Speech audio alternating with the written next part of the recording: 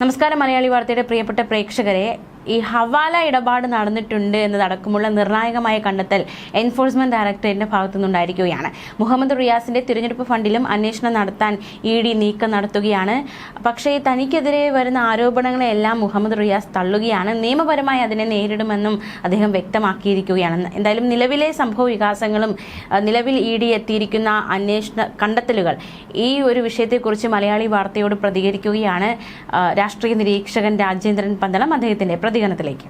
ഇപ്പോൾ മുഹമ്മദ് റിയാസ് നിലവിലെ വെളിപ്പെടുത്തലുകളുമായി ബന്ധപ്പെട്ട് പറയുന്നത് തന്റെ അക്കൗണ്ട് വഴി പണം കൈമാറിയിട്ടില്ല, ഈ ആരോപണമെല്ലാം തള്ളുകയാണ്. മാത്രമല്ല നിയമ നടപടി, തനിക്കെതിരെ വന്ന പത്രവാർത്തകൾ പച്ചക്കള്ളമാണ്, ഇതിനെതിരെ നിയമ നടപടി സ്വീകരിക്കുമെന്ന് പറയുന്നുണ്ട്. അപ്പൊ അത്രയും ആത്മവിശ്വാസം റിയാസിനുള്ളത് കൊണ്ടല്ലേ ഒരു നിയമ നടപടിയിലേക്ക് കടക്കുന്നത്? അപ്പോ നിൽക്കക്കല്ലി ഇല്ലാത്തതുകൊണ്ട്, വേറൊന്നും പറയാനില്ലാത്തതുകൊണ്ട്, ഞങ്ങൾ ജനങ്ങൾക്ക് മുമ്പിൽ വെച്ചിരുന്ന ചങ്കെന്നും പറഞ്ഞെടുത്ത് കാണിച്ചിരുന്നത് ഇപ്പോൾ വെറും ചെമ്പരത്തിപ്പൂവാണെന്ന് ജനങ്ങൾ തിരിച്ചറിഞ്ഞു കഴിഞ്ഞപ്പോൾ ഉണ്ടാകുന്ന ഒരു വെപ്രാളത്തിൽ നിന്ന് അനൗനിലയിൽ നിന്ന് ഉണ്ടാകുന്നത് അല്ലേ പറഞ്ഞിരിക്കുന്നത്? എന്താ ഒരു ബന്ധവുമില്ല അദ്ദേഹത്തിൻ്റെ ഉത്തരത്തിന്. ഇത് വിദേശത്തേക്ക് പണം കൊടുത്തു എന്നാണ്. ഇപ്പം മുഹമ്മദ് റിയാസിനൊന്നും ഒരിക്കലും പറഞ്ഞിട്ടില്ലല്ലോ അതിൽ. അമേരിക്കയിലേക്ക് കാനഡയിലേക്ക് പോയിട്ടുണ്ടെന്ന് ഇ.ഡി. പറഞ്ഞിട്ടില്ല, പക്ഷേ ജോർജ് പറഞ്ഞിട്ടുണ്ട്. ഇതൊന്നും മുഹമ്മദ് റിയാസിന് കൊടുത്ത പണമാണെന്ന് പറഞ്ഞിട്ടില്ല.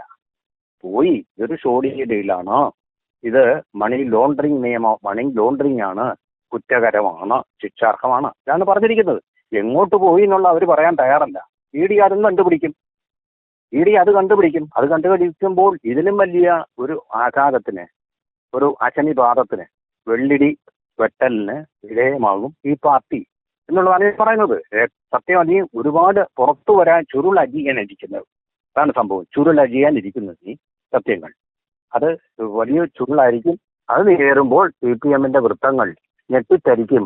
ഗോപുരമണികൾ, അതിന്റെ പഴയ ഗോപുരമണികൾ നിലം പതിക്കുകയും ചെയ്യും എന്നുള്ളതാണ് നമ്മൾ കാണേണ്ടതെന്ന് എനിക്ക് തോന്നുന്നു. ഹലോ സർ, അത് മാത്രമല്ല മറ്റൊരു കാര്യം, ഇപ്പോൾ ഈ ഹവാല ഇടപാടിൽ മുഹമ്മദ് റിയാസിന്റെ തിരഞ്ഞെടുപ്പ് ഫണ്ടിലും അന്വേഷണം നടത്താനാണ് ഇ.ഡിയുടെ അടുത്ത നീക്കം.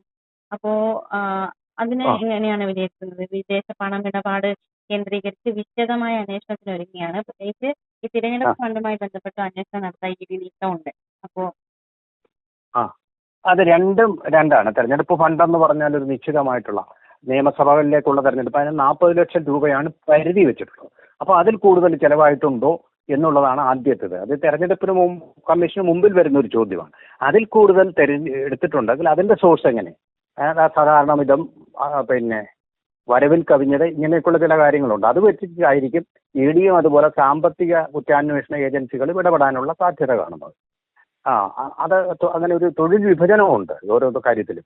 അതുപോലെ തന്നെ വീണ വിജയൻ വരവിൽ കവിഞ്ഞ സ്വത്തുകൾ കൈകാര്യം ചെയ്തിരുന്നു എന്ന് പറഞ്ഞു കഴിഞ്ഞാൽ, ഒരു പക്ഷേ ഇനിയിപ്പോൾ പിണറായി വിജയനെ നമുക്ക് വിശ്വസിക്കാം. അദ്ദേഹം പറയുന്നു ഈ റിട്ടയർമെന്റ് ആനുകൂല്യങ്ങൾ കൊണ്ടാണ് അവിടെ എക്സാലോജിക് തുടങ്ങിയത്. പക്ഷേ അതിന് കിട്ടുന്ന വരുമാനത്തിന്റെ 10 മടങ്ങല്ല, 100 മടങ്ങോളം പണമാണ് അവർ കൈകാര്യം ചെയ്ത് ഡയറിയിൽ എഴുതി വെച്ചിരിക്കുന്നത്. ഒരു അബുദാബി ബാങ്കിലേക്ക്, അതുപോലെ തന്നെ ദുബായ് ബാങ്കിലേക്കൊക്കെ ആയിട്ട് അയച്ചിരിക്കുന്നത്. അതെവിടെ? അതിന്റെ സോഴ്സ് എവിടെ? സോഴ്സ് ഓഫ് ഇൻകം വെളിപ്പെടുത്തേണ്ടി വരും. അത് പറയാൻ പറ്റില്ല. മുഹമ്മദ് റിയാസിന്റെ ഈ 40 ലക്ഷം കടന്നിട്ടുണ്ടെങ്കിലാണ് ആ ചോദ്യം അവിടെ ഉത്ഭവിക്കുന്നത്. അത് വേറൊരു കേസാണ്. അതിനെപ്പറ്റി ഇപ്പൊ പറഞ്ഞിട്ടില്ല. പല സ്ഥലങ്ങളിലേക്ക് ഇതിപ്പോ നിഖലിന്റെ കയ്യിൽ പോയിട്ടുണ്ട്. മറ്റൊരു കൂട്ടുകാരൻ മുകുന്ദൻ, അദ്ദേഹത്തിന്റെ കയ്യിലേക്ക് പോയിട്ടുണ്ട്. ഒന്ന് DYFIയുടെ പ്രവർത്തകൻ, മറ്റൊന്ന് CPM-ന്റെ ജില്ലാ കമ്മിറ്റി അംഗം. ഇവരൊക്കെ എങ്ങനെ പോകുന്നു? റിയാസ് അറിയാതെ പോവില്ല. റിയാസ് ബബ്ബ പറഞ്ഞാൽ പറ്റില്ല. ഇതെങ്ങനെ പോയി? ഞാൻ ഇതിനകത്ത് സത്യപ്രതിജ്ഞ കൊടുത്തു എന്ന് പറഞ്ഞിട്ട് കാര്യമില്ല. ഇതിന് യുക്തിഭദ്രമായ വിശദീകരണം വേണം. എങ്ങനെ വിദേശത്തേക്ക് പോയിട്ടുണ്ടോ ഇല്ലയോ? ആദ്യം പറയേണ്ടത് കള്ളം പറയുകയാണ്. പറയണ ഇ.ഡി. പറയുന്നത് വെറും കള്ളമാണ്. അങ്ങനെ പറഞ്ഞിട്ടില്ല. ഇതൊക്കെ ഞാൻ നേരത്തെ പറഞ്ഞ കാര്യങ്ങളാണെന്നേ പറഞ്ഞിട്ടുള്ളൂ. കള്ളമാണെങ്കിൽ അവർക്കെതിരെ എപ്പോൾ തന്നെ കോടതി കേസ് കൊടുക്കാം. മാനനഷ്ടക്കേസിനായിട്ട് പാർട്ടിയെ അപമാനിക്കുന്ന രീതിയിൽ ഇങ്ങനെയുള്ള കാര്യങ്ങൾ പറഞ്ഞത്, അതിനുള്ള ചങ്കൂറ്റം ഉള്ളതുകൊണ്ടാണ് ഇ.ഡി. ഈ കാര്യങ്ങൾ പറഞ്ഞത്. കാരണം അവരുടെ ഭാഗത്ത് 100% ഇതിന്റെ ഡോക്യുമെന്ററി എവിഡൻസ് ഉണ്ട്. അതാണ് വ്യത്യാസം. ഇവർക്കൊന്നും പറയാനില്ല എന്നുള്ളതാണ് സത്യം. ഇതൊന്നും ആരും കണ്ടുപിടിക്കില്ല. കണ്ണു കുഴപ്പിച്ചും മുട്ട എറിഞ്ഞും, അതിപ്പോൾ ചീമുട്ട എറിഞ്ഞും കണ്ണടി പൊട്ടിച്ചും കണ്ണ പൊട്ടിച്ചും ഒക്കെ പ്രവർത്തിച്ചു കഴിഞ്ഞാൽ ഇ.ഡി. അങ്ങ് പേടിച്ചോടി പോകുന്നതാണ്. ഇപ്പൊ കണ്ടില്ലേ? വലിയ ഭയാനകമായിട്ടുള്ള ഒരു വ്യാളിയായിട്ട് CPM-നെ അവർ തന്നെ ചെയ്ത കുകൃത്യങ്ങൾ, തെറ്റായ കൃത്യങ്ങൾ ആഞ്ഞടിച്ചുകൊണ്ടിരിക്കുകയാണ്. അതുപോലെ തന്നെ ഇപ്പോ ഈ ഒരു ഒരുപാട് ലക്ഷങ്ങൾ കൈമാറിയിരിക്കുകയാണ്. മാത്രമല്ല ഇനി വീണയെ വീണ്ടും ചോദ്യം ചെയ്യാൻ വിളിപ്പിക്കുന്ന ഒരു വിവരവും കൂടിയുണ്ട്. അപ്പൊ ഇഡിക്ക് ഇനിയും വീണയിൽ നിന്നും വിവരങ്ങൾ അറിയാനുണ്ട് അല്ലേ? അറിയാൻ തീർച്ചയായിട്ടും ചോദ്യം ചെയ്യാം. കാരണം ഇപ്പോൾ അങ്ങനെയല്ല സംഭവിക്കുന്നത്. അതിന്റെ അടുത്ത സ്റ്റെപ്പ് എന്ന് പറഞ്ഞാൽ കുറ്റപത്രം സമർപ്പിക്കുക എന്നുള്ളതാണ്. കുറ്റപത്രം സമർപ്പിച്ചതിന്റെ അടിസ്ഥാനത്തിൽ അവരെ അറസ്റ്റ് ചെയ്തിട്ടുള്ള അന്വേഷണമായിരിക്കും ഇനി നടക്കുന്നത്. കാരണം ഈ കുറ്റവാളിയാണ് എന്ന് തെളിയിക്കാനുള്ള പ്രാഥമികമായിട്ടുള്ള കാര്യങ്ങൾ അവിടെ നടന്നു. ഇപ്പോൾ പറയുന്ന 20.85 കോടിയുടെ ഇടപാടുകൾ എന്നാണ് ഇപ്പോൾ പറയുന്നത്. നമ്മൾ ആദ്യം എത്ര പറഞ്ഞ് 2.78 കോടി, അതിപ്പോൾ അതിന്റെ 10 ഇരട്ടിയായി. ഇനി വീണ്ടും 10 ഇരട്ടിയാവും കൂടുതൽ ചോദ്യം ചെയ്യുമ്പോൾ. എങ്ങനെയായിട്ട് സംഭവിച്ചത്? വളരെ വളരെ ജാഗ്രതയോടുകൂടി ED ഉദ്യോഗസ്ഥരെ വീണ വിജയൻ വീണ എഴുതി വെച്ച കണക്കുകൾ ഡയറിയിൽ നിന്ന് കണ്ടെടുത്തു. ഡയറി കൈവശമാണ്. ആ ഡയറി വെച്ചിരുന്നത് വീണ വിജയന്റെ വീട്ടിലല്ല, ഒരു സുഹൃത്തിന്റെ വീട്ടിലായിരുന്നു. അവിടെ നിന്ന് പിടിച്ചിറക്കി. അതുപോലെ തന്നെ ഒരു സിം കാർഡ്, അത് വീണ വിജയന്റെ പേരിൽ ഉള്ളതല്ല, മറ്റൊരാളുടെ പേരിൽ. അതെന്തിനാ കൈവശം വെച്ചിരിക്കുന്നത്? നിയമവിരുദ്ധമൊന്നുമല്ല, പക്ഷേ അതിലൊരു ഒരു കള്ളത്തരം സംശയിക്കുന്നു. ഇന്റർനെറ്റ് കോളുകൾ, അതായത് പോലീസിന് ട്രേസ് ചെയ്യാൻ പറ്റാത്ത തരത്തിലുള്ള കോഡുകൾ വേണ്ടി വിളിക്കാനും എടുക്കാനും വേണ്ടി ഉപയോഗിച്ചതാണ് ആ ഫോണെന്ന് ED പറഞ്ഞിരിക്കുകയാണ്. അപ്പൊ തെളിവുകളില്ലാതെ ED ഒന്നും പറയില്ല, കാരണം സർക്കാർ ഉദ്യോഗസ്ഥർ അവരുടെ ജോലി പോകും.